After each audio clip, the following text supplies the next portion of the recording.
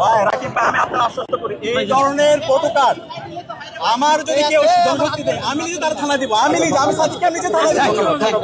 ভাই এই জায়গায় কথাটা হলো ভাই, যদি কেউ করে আমি আপনি সবসময় মবের কথা বিরুদ্ধে বলেন, আমরা মব চাই না, কেউ মব চাই না।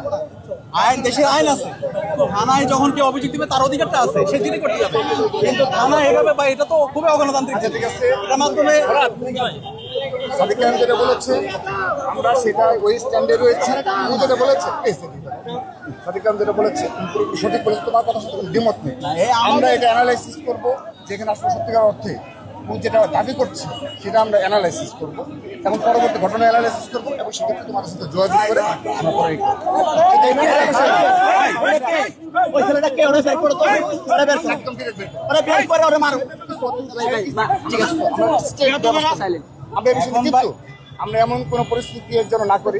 তোমরা এবং আমরা যেভাবে বিগত 15.5 বছর যেভাবে নির্যাতিত হয়েছে, যেভাবে বাক্স্বাধীনতা কাজ কেড়ে নেওয়া হয়েছিল, কেউ কিন্তু আমাদের যাদের অধিকাংশ ছাত্র মানে ক্যাম্পাসে পড়াশোনা করতে পারেনি।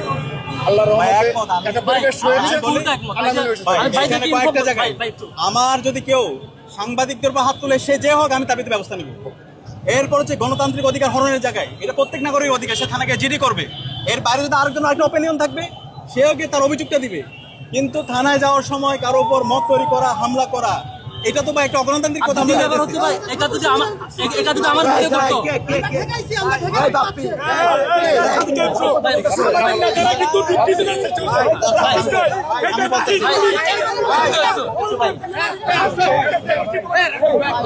অনেকেই ভূমিকা নিয়েছে, সবাই যে এরকম না। যদি আমার ভাই করতো